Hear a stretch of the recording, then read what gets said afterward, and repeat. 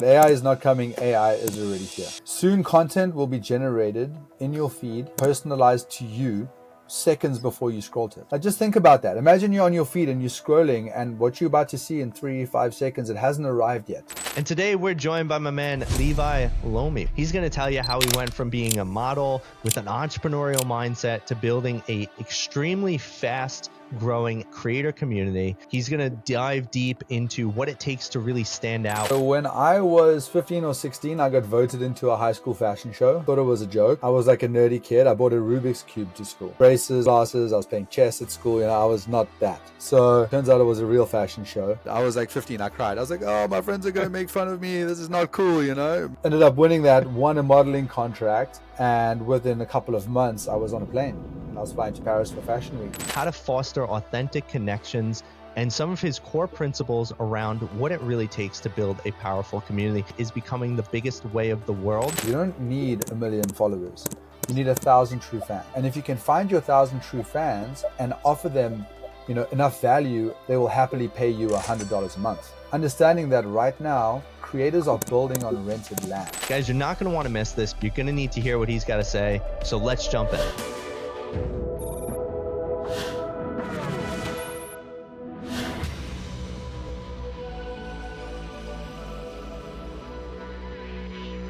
All right, Levi, I am excited to jump into this with you, my man. You've got such a wealth of knowledge and so many things that you've done. Can you go ahead, just tell the people a little bit more about who you are, what you're doing, how you're doing it, and where you've been? All right, yeah, so great to meet you guys. I'm from South Africa. My core is that I started in the fashion sort of modeling world maybe 15 years ago. 2-3 years later, Instagram and social media became a thing.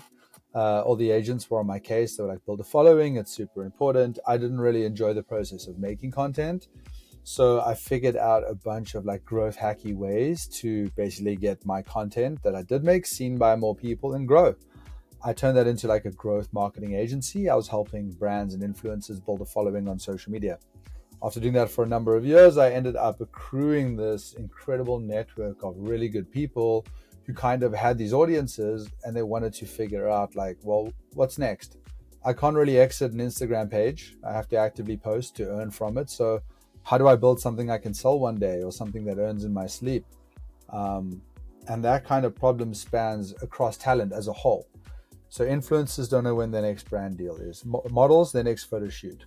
Actors and actresses, their next TV show. Athletes, their next sports team. Musicians, the next tour, the next gig, the next song. So all talent had the same overarching problem. And I was like, well, what if I build this community of people, who can help each other figure that out? So that led me to my latest venture now, which essentially is a community for the world's top talent. And our core is that there's a lot of incredible people out there. I don't have all the answers, but someone out there does. And if we put them all in the same room, like through connection, magic happens. So, yeah. I love it. And so I got a question for you. You started off as a model. How did that journey begin? And I'm sure that there's some correlation to being a model and having a personality that commands the room to building a community. So I'd love to see if we could create that correlation for our audience too. Yeah, great question. So when I was 15 or 16, I got voted into a high school fashion show by my peers in my school. I thought it was a joke. I was like a nerdy kid. I bought a Rubik's Cube to school. I had braces, I had glasses, I was playing chess at school. I was not that. So I got voted in by my peers. I thought it was a joke. Turns out it was a real fashion show. The winners of the show won a modeling contract with the agency that was judging the show. So I happened to, again, fall into it. I actually didn't want to do it. I was like 15, I cried. I was like, oh, my friends are going to make fun of me. This is not cool, Meanwhile, I was already not cool. Ended up winning that, won a modeling contract. That agency ended up connecting me to another agency in Paris. And within a couple of months, I was on a plane and I was flying to Paris for Fashion Week. I ended up booking a couple of really big fashion shows like Dior and Kenzo. So within the space of like a couple of months, it went from like the nerdy kid at school to on the runway in Dior. And it just ended up being this kind of weird, like, is this real life? Like, what is this about? And then that kind of connects to being the person in the room where, there's a lineup of 200 guys. You walk in, you meet a client. The client's there looking at 200 people. After a while, all the faces blend into one. So you have to find creative ways of standing out. How do you make an impact when you're one of 200? The guy's been sitting there for 4 hours just looking at people and everything blurs. And then I think that ties into like, how do you make an impression? How do you leave a mark? How do you do things that stand out? And it would kind of become a fun game of like, what can you do that's kind of quirky and interesting, but not too over the top, to be like, oh, who was that guy that did that thing? And that's kind of what ties into, okay, well, let's book him. Interesting. So you learned to stand out relatively early in your career. What does it really look like? Like, you got some of these big name brands, you worked in some of these major areas, you were doing it internationally, biggest fashion weeks in the world.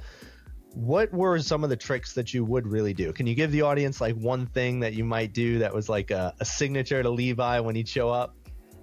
I mean, I always had this big skateboard. So it was like a huge longboard, and I'd just ride around the city with it. So inevitably people would be like, what's that? And I would be like, oh, I ride this down mountains in South Africa. And they'd be like, what? And I'd be like, yeah, the gloves, you put the gloves on the pucks, you lean, you tip, you slide, I was like, yeah, I race you down the mountains. And people would be like, what the hell? That was a good one. If you have a small animal of any kind, that is a great one. People never forget the pet. There was one guy who got super well known for poking people, which is kind of weird. But his whole thing was like, he would like just like a poke celebrities, poke this, poke that. So he'd be like, and they'd be like, oh, you're the poke guy. A little bit out of the box. But I think he ended up doing pretty well. Couldn't for the life of you tell you his name, but I can tell you that there was a guy poking people, and people remembered that. That's funny that you still remember that to this day, too. I mean, if you're going to be labeled as something, too, I feel like the poking, that's not that bad. Right? And if you ended up doing pretty well. Facebook was built off the poke, True. So I want to bring it to your actual entrepreneurship career. I mean, you were doing modeling pretty much as a kid, as a teenager, right? 15, 16. When did that stop, and when did this transition into entrepreneurship and like doing something by yourself without being sponsored by anybody? How did you make that leap? So it's kind of interesting because that started, so being an entrepreneur and building things started before the modeling world. So when I was at school, I was the guy who was trading Pokemon cards, Yu-Gi-Oh cards, Tazos, everything I could get my hand on, I would trade. Like, I remember there was one year with my dad where this craze with these spinning tops that you wrap the rope around and you spin them. I found a township in the back of South Africa that was selling them for the equivalent of like 50 cents in South Africa, which is what, like, I don't know, 2.5 cents here. And I could sell them at school for R5. So it was a nice markup. So I was buying them for 50 cents, selling them for R5. And I made my dad drive into the back of the township to get them. But I knew that if I told him where we was going, he wouldn't go. So I was just like, oh no, I've got this place. We got to go and get these things. And he was like, where is us? Next to my friend's house. Don't worry about it. And I was like, turn left here, turn right here, turn left. And next thing we were there. And he was like, where is my son taking me? But I ended up buying this big bag of these spinning tops and selling them for, 10x what I was paying for them. So that was kind of when it started. One of the other funny stories was like our school used to have a market day. So from the entrepreneurship side, it was like, go in, get candy. What can you sell? What can you build, inside of the market day? So instead of buying anything, I was like, what do I love? What do people love? And I was like, back then, I think it was PlayStation 1 or 2. I don't even know. But so I just brought a TV and my PlayStation and I hooked up an electric cable, into the yard where they had all these little stalls set up. And I literally had a line the entire time. And I was just charging people for 15 minutes on the PlayStation. At no overhead cost because we already bought that stuff previously. So I ended up, I think, winning the prize for the most revenue because we just had a line of people just wanting to play games all day. Nobody wanted to buy candy and random cookies. So I had that kind of mindset as a kid. I don't know where it came from, but that kind of then evolved and I took it into the modeling world. So I was always working on projects of some kind. And I had lots of different ventures going at the same time. And modeling is kind of this beautiful thing. We call the modeling world golden handcuffs. You like get trapped in this world, but it's gold. You're like locked up and you're like, wow, this is incredible. I'm bumping shoulders with amazing people. I'm traveling the world. I'm making great money. But it's also a trap because you never really know when your next job is going to be. You never know which country you're going to be in. You can't build a base. You can't settle. So while I had that going on, I was always testing lots of different things. I had some projects that cost all my money, made absolutely none, and blew up, and then I had others that ended up working out way better than I could ever imagine. The project that you're working on now, where essentially you're combining talent, musicians, artists, we'll call it talent in general.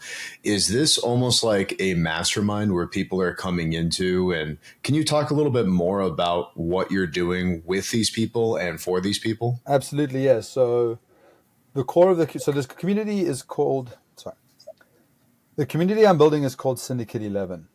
The core of it is we want to take the best people in the world and connect them to each other. So it starts with an application process where everybody has to either get referred in or invited in. There is no fee to join. You just have to be referred or invited in. Once you come in, you fill out a questionnaire, which is about 20 questions, which teaches us, a lot about you. Then we do an interview, and on the interview, we ask 4 questions, which are designed to get us to help to know you better and how we can better serve you. So it's kind of like who you are, what got you there, what roadblocks you face, and how do we unlock those roadblocks. Once you get approved on the interview, you get admitted into the broader community. And then we host these experiences monthly, but we've been doing them, I think, one a week for the last 6 or 8 weeks now. We've been pretty busy. At the experiences, we kind of curate the crowd to kind of be like, okay, if we know everybody's hopes, if we know everyone's hopes, dreams, and desires, how do we match you with other people who are aligned for that shared purpose? So every time we host an experience of some kind, we bring in people who are going to be able to kind of help each other solve those problems. And when I say experiences, I don't mean like, oh, let's, sit at a bar and hang out and chat. It's like one of our clients is launching a new UFC league called VFL. We hosted an MMA class with the main fighters from the VFL league where we taught a bunch of our members how to fight MMA. And then 2 weeks later, we went to watch the main fighters who now taught us fight live in Times Square in a ring. That's cool. That was one of our experiences. We've done NASCAR event. We took 27 of our members to NASCAR for the day. We were so close to the drivers, we could reach out and touch the cars while they were changing tires and refueling them. And then along the way, it was like 3 different stops. There was kind of like these moments where we were like, okay, well, you two should connect because you guys are both working on this. You guys are both working on that. And off the back of that, we've had people say, oh, I met my best friend at your event. I've met I've met my best friend at your event. Oh, I've met my co-founder at your event. One girl hosts 100-person dinners. Another girl had an art gallery. They did a 100-person dinner in an art gallery. One guy plays the saxophone and he's got a huge audience on social media. Another guy has a podcast, but he also does DJ bookings for some of the biggest venues. So he got the saxophone player to jump up on stage at a live DJ show and play in front of 1,000 people. That's So awesome. all these stories are starting to come out, and that's really like the core of what we want to do. Even if we help people a little bit, it kind of creates a better world for everybody. Kind of I love it. elevates it. Yeah, it elevates the mastermind. That is exactly it. Masterminds is a great word. Yeah, you're building a community of curated experiences that have an opportunity to grow people's personal and professional lives. I mean, that's the essence of what a community should be. So I think there's something really to be said in there, right? Is one of them is that you have a big belief and philosophy, from my understanding, in authenticity, right? How would you describe that, and how would you say that people can really utilize authenticity to connect further? Because I think we've probably all been there as entrepreneurs where you go to these events, people are wildly running around, grabbing numbers, slapping you with business cards. Like, here, it's like, I didn't even want that shit, right? Like, get out of my face. How do you really go from this frantic networking environment to building genuine, powerful, authentic relationships? What's your philosophy on this? Yeah, that is such a great question. So over the last few years, especially within the creator industry, everything has shifted. It used to be like, these idealistic, over the last few years, the creator industry has really shifted. It moved away from unrealistic, perfect lives, overly edited photos, into who is actually offering genuine value. Like, I have a problem, I need that solved. That's why I scroll. For some people, it's entertainment. They just need a laugh. They need to switch off their brain. For other people, it's how to build something, how to make something, whether there's creators talking about how to optimize your finances or how to launch a company. Mm. So inside of that sphere, when it comes to authenticity, it's like if you find people who have overcome the problems that they're trying to solve, it's very authentic. And that's when you find the realness. In the same way, I had a bit of a following. I built an audience and then I used that to launch a company. Again, I don't have all the answers about how to launch companies, but I can find the people that do. And I've solved enough of this problem enough times to help send people the right direction. So when it comes to authenticity, the main thing is finding people who've solved these problems already for themselves, who now want to help solve it for other people. On top of that, we have an interview process. And in the interview process, we always joke and we say we have a famous no assholes policy. And then everyone kind of laughs. We're like, but we're also not joking. It's like we want to connect good people to each other. And inside of that, we have a few key components of the community that keeps it authentic. Like, New York is very big in the culture of RSVP and don't show up. We kind of message everybody before every event being like, hey, do you need anything? I used to personally call everybody. Also after the events, if people no show, we call them up and we say, hey, we noticed you RSVP'd and didn't attend. Is everything okay? Is there any way we can help? It's totally fine, but just know you took that spot from somebody else who was looking to build something. Next time, please just let us know, but we look forward to seeing you at the next one. So there's all these little things you can do to not only find authentic people, but maintain authenticity inside the community. That and everything we built on is all about authentic connections and not transactions. So for someone to attend our events or join our community, there is no give from their side. It's like you get invited or referred in. There's no membership fee to join. We don't charge anyone a fee, and I would like to keep it that way. And then once people are at the experiences, there's no you have to post, you have to tag, you have to this, you have to refer your friend for. There's none of that. It's just you get invited in. Once you're in, you've passed the bar. Let's all build amazing things together because we want to, not because I've been told I have to post for my dinner to earn my dinner. How is that profitable for you? That is a great question. Sometimes it's not. Sometimes it's not profitable at all. But I think that when it comes to building something that really matters and something that really helps people, sometimes you have to take a bit of a hit. We do work with brands and we have great partners now who kind of buy into the vision of what we're building. And those are the ones that really allow us to make this thing grow. So we have partners now who want to host us at events. They want to host our experiences. They want to have our people come in the room because we have an incredible network of incredible people. And a lot of companies want access to that. So what we figured out is getting ways of getting the brands to power the events so that we don't always make something, but it doesn't always cost us something either. And we've got an incredible network. And the more we help and the more we give, it just seems like that's being returned to us tenfold. So yeah. I was saying it seems almost like, like a nonprofit or charity or something around that. And obviously you're a very, you lead with your heart on your shoulder, or on your sleeve, excuse me. But, and I see that coming through you. It's just, I've never heard something like that. And for the type of people that you have, it almost seems like me paying for this. I want to pay for it because it's exclusive, because I have these connections to these high powered individuals, whether they're celebrities or major influencers or athletes or musicians or whatever the case may be. I honestly think if you were ever thinking about it, I know you said you never want to, but charging a fee, whatever that fee is, I think that adds extra exclusivity to it. But I want to transition into my into this. What is the goal here? What do you want to accomplish? What's the goal for this community? So I want to build the largest private network of top talent, first in the US and then in the world. I want this to be a digital Soho house for talent where exceptional people can find and connect to each other.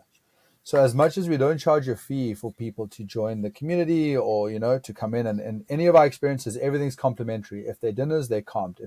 Everything's comped because we're dealing with people who have the best already, they already know their value, and everybody's trying to take everything from them. And when I started on the creator side, it was kind of the same for me. Companies would come to me and be like, please do this for a post, please do that for a post. And the person who was asking me this was being paid a salary to do his job to get me to work for free. And that's why part of our core philosophy is nobody should really work for free. So if we're not giving, we're not charging, but how do we build that around? That being said, now we've got a good network of partners where we have hotels who want to offer our talent free stay in hotels because they want our people in the room. We've got restaurants who want to do free dinners. We've got membership clubs who are offering free memberships to our people to have them in the room. We've got venues we're speaking to who do tickets for events. So now we can get tickets to lots of different shows in the city because they want our talent in the room. So I do foresee a world where we create a paid tier of the community, but the value exchange I want to be 10x. I want it to be like, oh, you sign up, you pay $100, $200, $500 a month, whatever it is, but you can claim, 2 nights stay in a hotel, $1,000 a night to stay there, but you now don't have to pay that. You can get tickets to shows, you can get free dinners, you can get. So we are building that paid tier in, which will be like a subscription base inside of our membership app, which will come down the road. Levi, Vin, and I have been in plenty of masterminds. I've been in masterminds where I pay $100,000 a year. And the reason why I pay that is because of the community.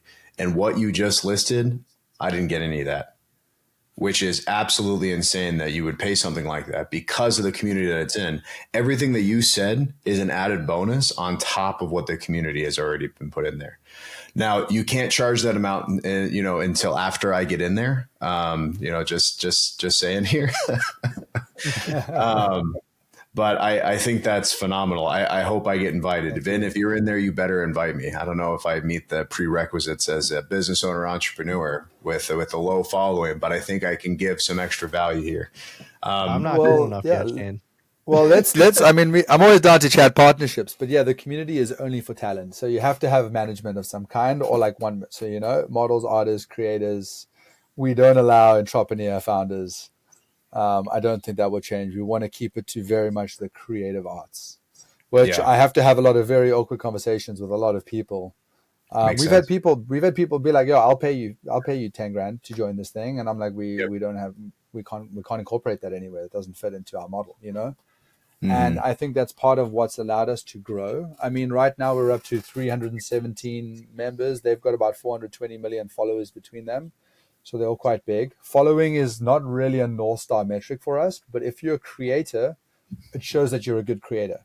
If you're a model, you've done big campaigns or you signed with a big agency. If you're an actor, you've been on good shows, And part of the reason that we're exclusive is not to exclude people. It's just because we know who we can serve and we really want to help them.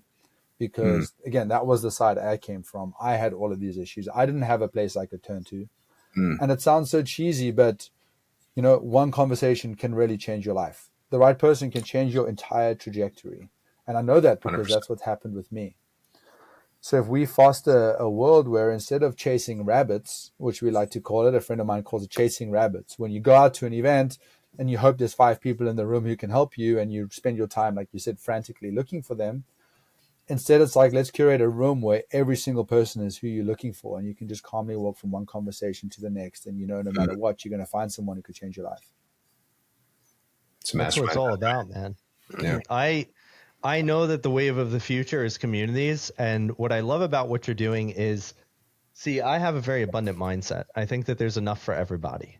And you are a great example of that. For anybody who's listening, for whether you want to start a community or you're looking to join a community, what Levi is doing is beautiful because there's so many different communities out there and they should be more like what you're building. They should be more like Syndicate because what you're building it's genuine. You don't just want everybody to come in and pay you. And man, I've been a part of masterminds. No, I do. Trust me, I want that. Trust me, I do want that. No, I know, but you don't just want people to pay you and that they can't be helped, because I've been in masterminds where people are paying $25,000. It's their last $25,000. They're hoping that it'll help them. And there's nobody in there that can actually serve and support them. And even if they can, they have to sift through thousands of people and tons of events and time and experience to just find those few. And so what you're building is so important because it's taking community to the next level. And I believe that not only community is going to be the next wave of life because of AI and all this other stuff, but I believe that there's a further step. It's not just community. Now it's going to be curated community because people are sick of everything. They're sick of the inauthentic lifestyles. They're sick of wondering if things are AI or not. And they're really sick of wasting their time. And so I absolutely love what you're building. I'm curious. I do want to do a smooth little transition here. You gave a TED Talk. What was that about? Tell us. Yeah, so it was a very, very cool experience. I actually had not done public speaking before. I was asked to go and do the TED Talk. Someone in my community actually referred me. One of our people, basically, somebody reached out to them and was like, "I'm hosting this TED Talk here in New York City. Do you know anyone who could speak?" And they were like, "You have to speak to Levi." So I got a call, and this guy was like, "What would you speak about?" And I basically went on a rant for about 15 minutes about exactly what we've been speaking about now. And essentially, it's creators need to own the relationship with their audience. You know, if Instagram farts, your account's gone. If there's an algorithm update, your reach is dead.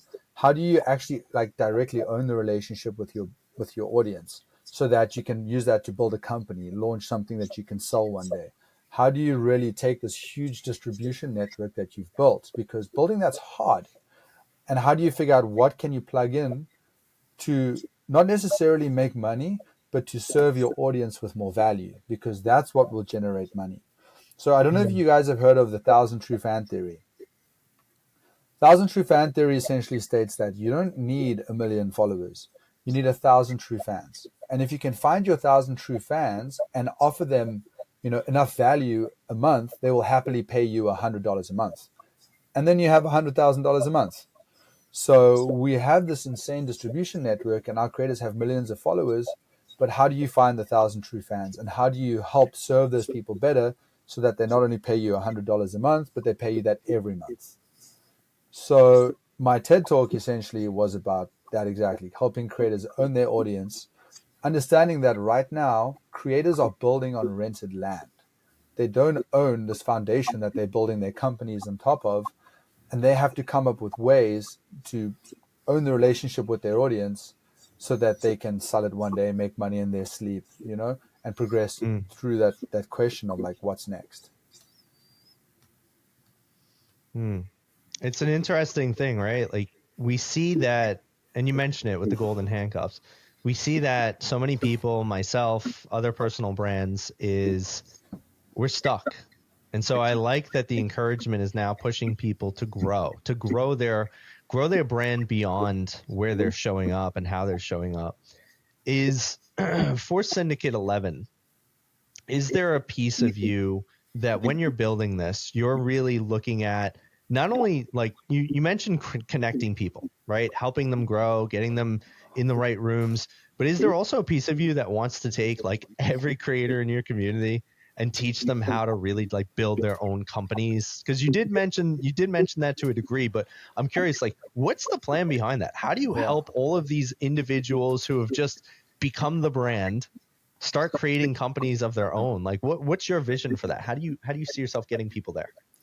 So that's actually how Syndicate started. Syndicate 11 started with me having this vision on let's help creators launch companies. Let's take these incredible people who've built huge distribution networks, find operators, and pair the operators with the creators so that together they can launch something meaningful and something that actually has impact. That is a very, very hard to answer question. And building something like that costs a lot of money, right? So our meetups ended up scaling way faster than the company building arm. And it became very apparent that this was something that people wanted more of. So our events are short to medium term right now, and it's what's helping us get amazing people and grow. But medium to long term, we will lean into being a venture studio where we help creators launch brands. So part of my TED talk I gave was basically a series of steps that people can take, right? So it starts with getting out a pen and paper, writing down what are 10 things you love doing, then polling your audience and asking them what they want to see more of, right? Then you create a system where you marry the two and you use that to figure out, okay, I can build something that actually adds value to my audience. Then you create lead magnets. The lead magnets will take your audience off of your Instagram into a channel where you actually own. And from there, you can build digital products and then afterwards physical products. So it becomes this validate before building model, where it helps you figure out who you are, what you love to build, and what you can actually build without spending, millions of dollars up front. So as we scale and as we grow, part of our interview process where we ask everybody what they're interested in building, over the next couple of months after our events scale out across New York and nationwide, we're going to build into, okay, let's go back and revisit that. And we'll start to tap all of our partners who have built companies already for large influencers, for celebrities. And we'll start to look at a base of people and be like, who can we help and who can we build into really good businesses so that we can turn to our other creators and be like, hey, look at what we've done for them. Let's help you with that too. So we have this matching owner operator model. I see us building a venture arm model where we essentially launch a fund and the fund can help invest in the creators.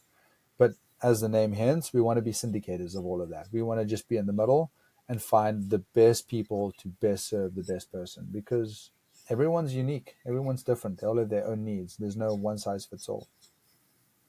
I want to bring up a something that Gary Vee brought up, since this is the direction that you want to shift towards here. Gary Vee thinks that the future is going to be AI brand managers, AI influencers, essentially AI models, right? And it's going to be the people who own these AI models is going to be the ones that are, because he thinks that they're going to be replacing influencers. Do you agree with him? Do you think that with AI coming out here that it's going to replace the human essence of, let's even just take the fun element of just dancing, of just performing, of whatever the case may be, right? Do you think that the purity of humanness is going to outperform AI, or are you afraid of this element at all? That is a great question. I hear a lot, AI is coming, right? AI is not coming. AI is already here. It's here. Soon content will be generated in your feed, personalized to you seconds before you scroll to it. Like, just think about that. Imagine you're on your feed and you're scrolling, and what you're about to see in 3-5 seconds, it hasn't arrived yet. It hasn't even been made yet. But as you scroll and as you behave, that content will be generated, personalized to you, right? So it's going to be a kind of a crazy world. Will that content outperform creators, outperform other means of creating? I think it's going to be very difficult to compete with these algorithms that know us better than we know ourselves. I think that there will be two types of creators who use AI and creators who don't. There'll be two types of lawyers who use AI and lawyers who don't. There'll be two types of writers who use AI and writers who don't. So we're fast headed towards this world where AI can be used to power anything you want to make. So my view on AI is not as doom and gloom as everybody else. I kind of see AI like people see the internet, right? Back in Y2K, and all the people were like, oh no, everything is going to be the end of the world. But it's kind of like this beautiful piece of paper. And on this piece of paper, you can draw anything. It's up to you to draw. Will it be used for good? Will it be used for bad? Will it be used to, sell more products? Will it be used to push bad agendas, good agendas? It's going to be up to the person. I'm a firm believer that people are inherently good, and I think overall it will take us somewhere good. But I do think that people need to watch out. I think that people are going to start, we're going to have the first billion-dollar company built from a 1-man or a 5-man or a 10-man team.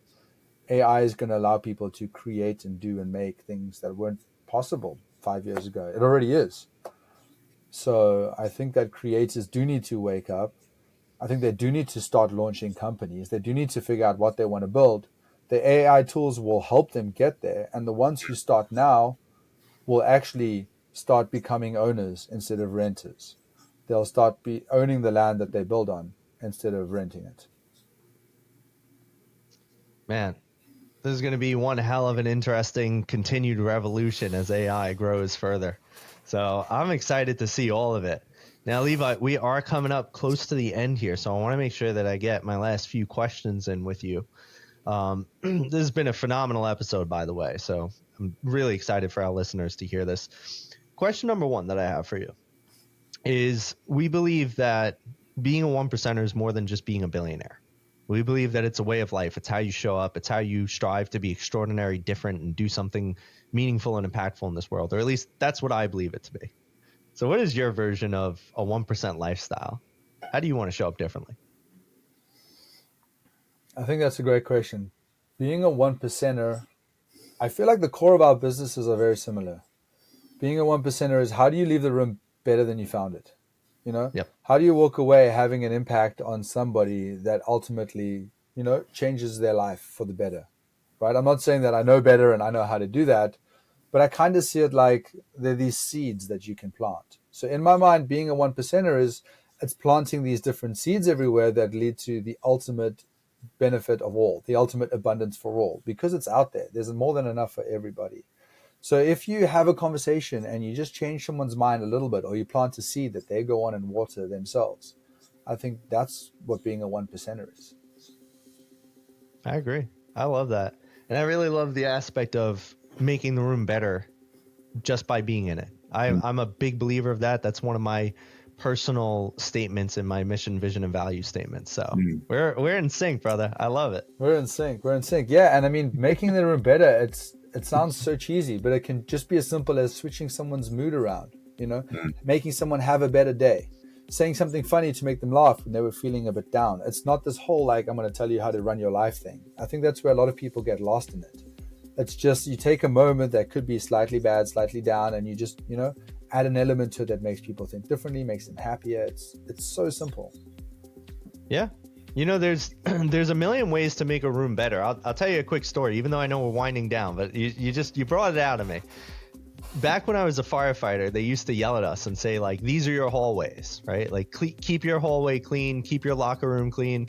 And I didn't really understand the concept when I first, you know, got into it, right? I'm like, this isn't my shit. Like, this is yours. Like, you figure it out, right? But there was this aspect of, you need to take care of the environment around you because it's your environment. When you're a firefighter and you go live in the firehouse, you're responsible for the cleanliness and the well-being of the firehouse, just like every other guy in that house that would come into it. It becomes your second home.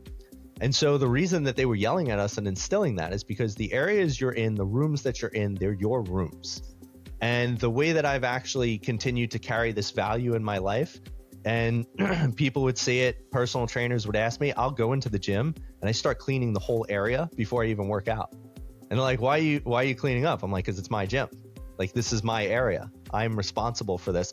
Even though I didn't make the mess and leave the attachments on the floor and crap everywhere, there's this sense of responsibility to make the room better just by being in it. And it could be something small like that. Like, it might be making someone smile, but it also might just be organizing something that you didn't do because that room is a part of, you know, where you're at. That's your presence is in there. You're sharing that space. So I love it, man. I could talk for hours on this, but I shouldn't. Yeah, beautiful. So, next question I got for you, brother. What is the best piece of advice that you've ever received that you want to share with somebody who's listening to this today? The best piece of advice I've ever received is probably, it's going to take longer than you think and cost more than you think. Oof, love it. Amen to that. That has proven to be true so many times in my life, I can't even tell you. Something else, another really good piece of advice is, in the deepest, darkest places, the strongest light is forged. When you think you're at the end, when you think you can't go anymore, that's when you're just hitting the beginning of what's possible. So much more, and everything you could ever hope and dream of lies on the other side of that. So just keep going. Obstacle is the way. Right. I love it, man. That's a beautiful piece of advice. It speaks to the soul. And finally, my friend, and the most important question, how could people get connected to you? What's some ways that they could get more involved if they're curious? What are some of the great things you have going on that people could get involved in? Just share how people could connect. Awesome. I mean, you can find me on Instagram at Levi Lomey, LeviLomey. Also on our Instagram at syndicate11_. Our website, syndicate11.co. Otherwise, if you're looking to connect, drop me a DM or shoot me an email, levi@syndicate11.co. I'm always down to meet good people and figure out how we can make everything better. Awesome. Well, there you have it, folks. My man Levi, one of the most intentional, authentic, I don't know, community creators, content creators, just people in this world. Go check out his stuff. Continue to follow along with his journey because it is going to be amazing, and I'm pretty privileged to be able to see it myself. And so if you liked what you heard today, go check him out. As always, thanks so much for tuning in to another episode of the 1% Podcast. Don't forget to like, follow, share, comment, subscribe, and let us know what you think of today's episode. And we'll see you on the next one. I'm your host, Vin, and I'm Shane. And that was Levi. See you, everybody.